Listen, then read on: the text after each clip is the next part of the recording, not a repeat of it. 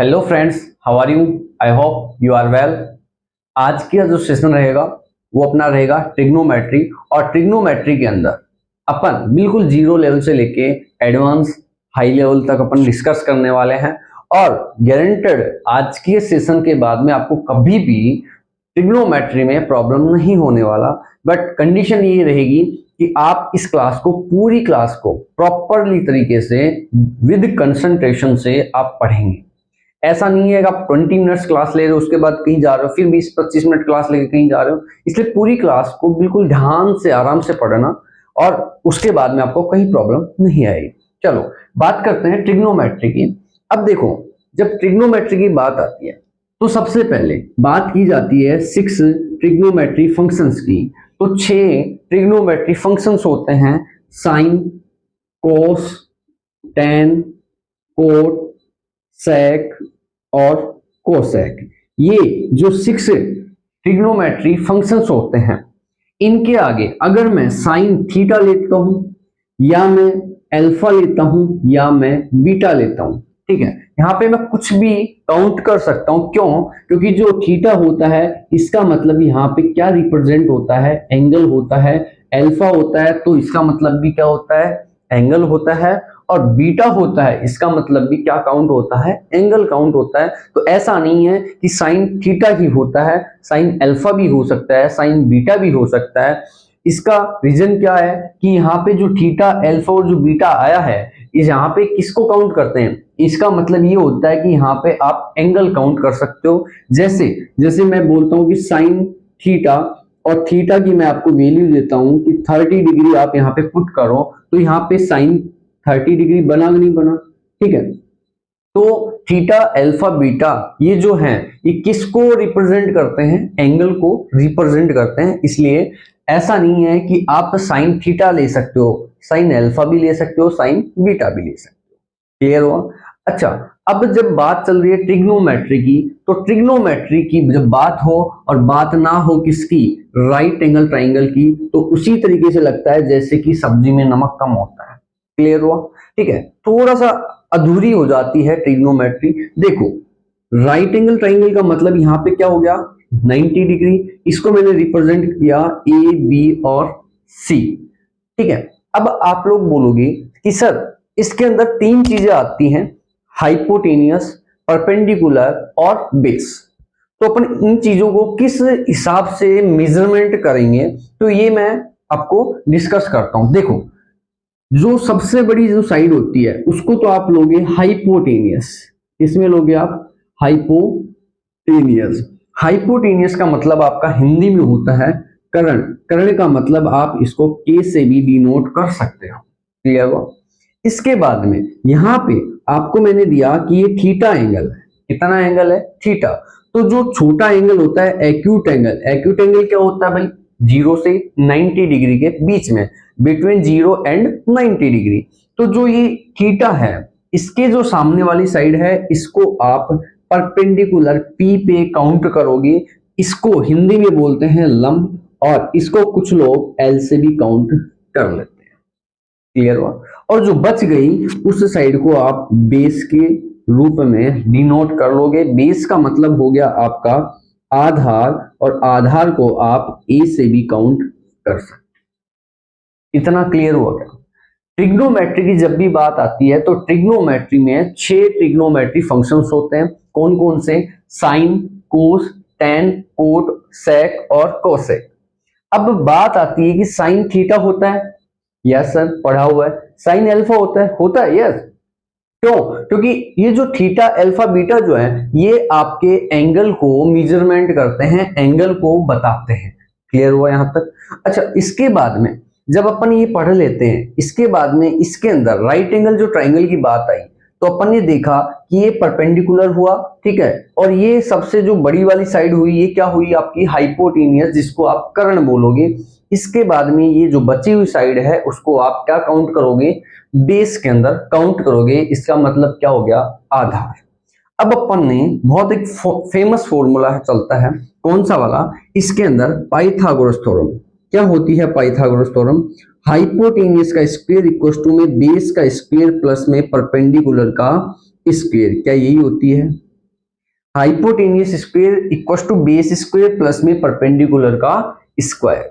अगर अपन इसको आरबीएसई बोर्ड के तहत लें, आरबीएसई का मतलब हो गया हिंदी मीडियम में जो पढ़ाया जाता है उस तरीके से अगर लें तो ये हो गया आपका कर्ण स्क्वायर इक्वल टू आधार स्क्वायर प्लस का लंब स्क्वायर, यानी कि कर्ण स्क्वायर इक्वल टू आधार स्क्वायर प्लस का लंब का स्क्वायर। क्लियर हुआ क्या?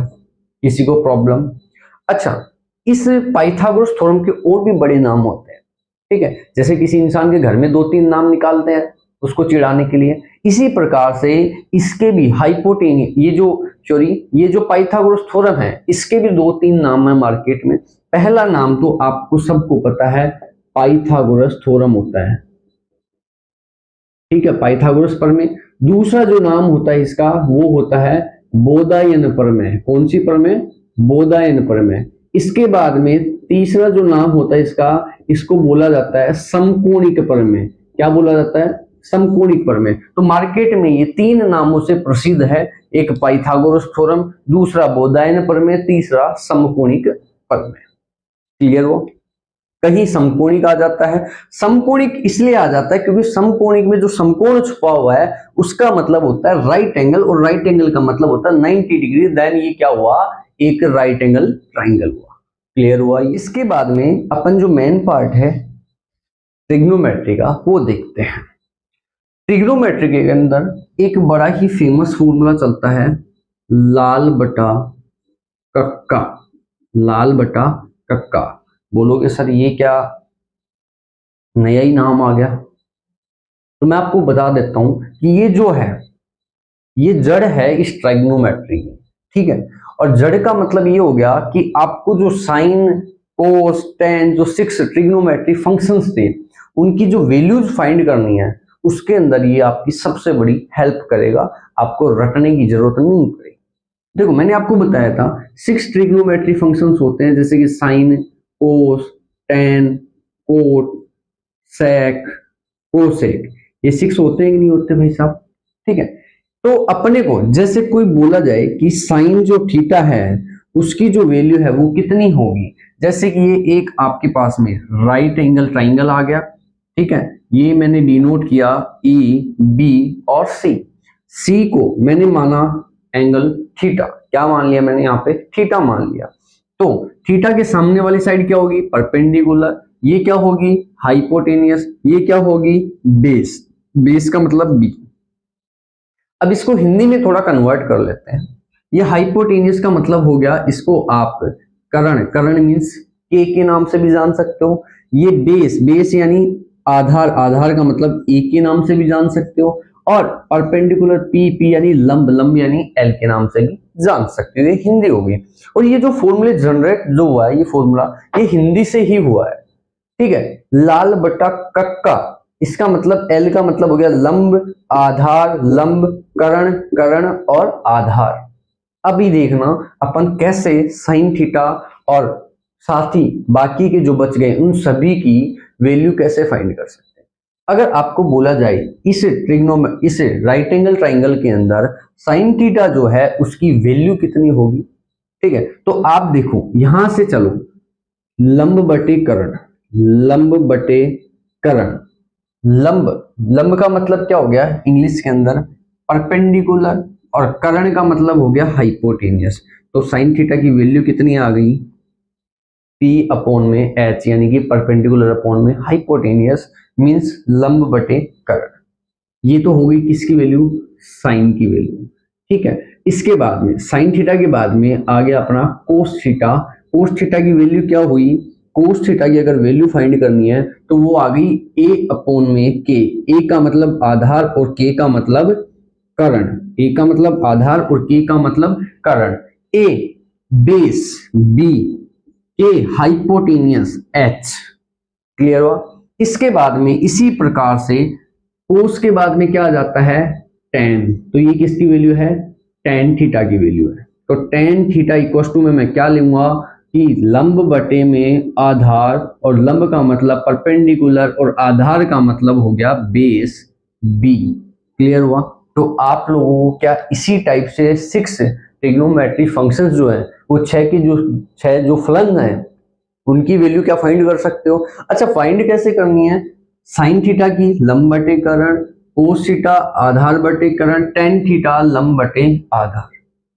अब साहब आगे कोट सेक और कोसेक और बच गए, तो आप यहां से टेन का उल्टा करो, कोट थीटा, कोट थीटा के बाद में सेक थीटा, फिर आपका कोसेक थीटा। कोट थीटा की वैल्यू निकालोगे तो आप उल्टे यहां से चलोगे, ए अपॉन में एल, ए अपॉन में ए, के अपॉन में एल। क्लियर हुआ। ये 6 के 6 फलन जो है, फंक्शन जो है, उनकी वैल्यूज फाइंड करने के लिए ये जो फॉर्मूला है लाल बट्टा कक्का, ये आपका बनाया गया। क्लियर हुआ, सबको समझ में आया। अच्छा, इसके बाद में अपन देखते हैं कि जो साइन थीटा है उसकी वैल्यू हुई क्या, लंब बटे में करण, और इसके नीचे कौन है, कोसेक थीटा, इसकी वैल्यू क्या हुई, करण बटे में लंब। क्या एक दूसरे के एंटी प्रोपोर्शनल हुए क्या, यानी कि एक दूसरे के व्युत्क्रमानुपाती हुए, या फिर मैं अगर बोलना चाहूं कि एक दूसरे के ऑपोजिट यानी उल्टा हुए क्या। क्या मैं साइन थीटा इक्वस टू में 1 अपॉन कोसेक थीटा लिख सकता हूं क्या, कोई दिक्कत है क्या किसी को। इसी टाइप से कोस थीटा इक्वस टू में 1 अपॉन सेक थीटा लिख सकता हूं, और इसी प्रकार टेन थीटा इक्वस टू में 1 अपॉन कोट थीटा लिख सकता हूं क्या, किसी को प्रॉब्लम, अरे किसी को दिक्कत। इसके बाद में बात आती है कि साहब अपन जो ट्रिग्नोमेट्री फंक्शन है उनके जो एंगल हैं उनकी वैल्यूज कैसे फाइंड करें। तो मैं आपको एक ट्रिक बता रहा हूं, चाहे उसको ट्रिक मान लो, चाहे टेबल मान लो, कुछ भी मान लो, जो कि आपकी मदद करेगी 0 से लेके 90 तक के सभी ट्रिग्नोमेट्री फंक्शंस की वैल्यू फाइंड करने में। चलो देखते हैं। एल ए के, यहां क्या लिखना है, एल ए के। एल का मतलब आप लोग समझ गए, एल का मतलब क्या होता है भाई, परपेंडिकुलर। ए का मतलब क्या हो गया भाई, बेस, और के का मतलब क्या हो गया भाई, हाइपोटेनियस कर्ण। क्लियर है। चलो इधर लिखते हैं, एक तो 0 डिग्री आता है, फिर आपका 30 डिग्री, फिर आपका 45 डिग्री, फिर आपका 60 डिग्री, और फिर आपका 90 डिग्री। इस प्रकार से आपका ये एंगल्स हो गए।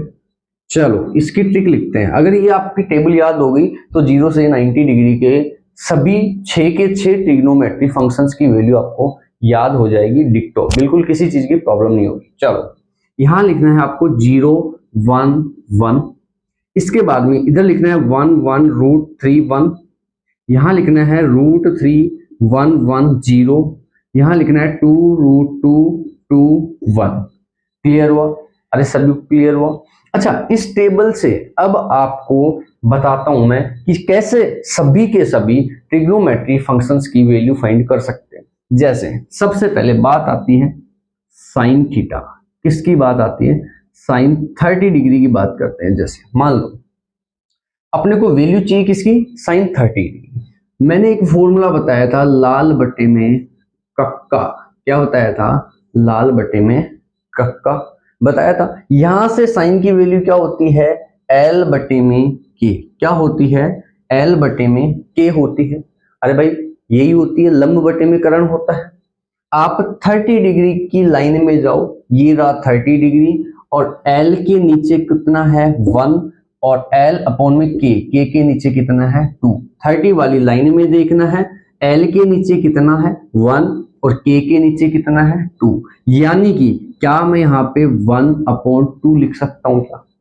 अब आप किसी भी बुक में उठा लो अपनी, जो आप बड़े तरीके से याद करते हो कि साइन 30 की वैल्यू होती है 1 अपॉन 2, ठीक है, साइन 60 की होती है इतनी 1 रूट 3 अपॉन 2। तो ये जो याद करते हो ना, ये इस टेबल से सभी की याद हो जाएगी। ऐसा नहीं है एक साइन के लिए है, ये 6 के 6 ट्रिग्नोमेट्री फंक्शंस के लिए ये ट्रिक है। क्लियर हो। इसके बाद में जैसे मैं बात करता हूँ, सर ये लो मेरे को तो कोस 30 की वैल्यू निकाल के बताओ, चलो निकालते हैं।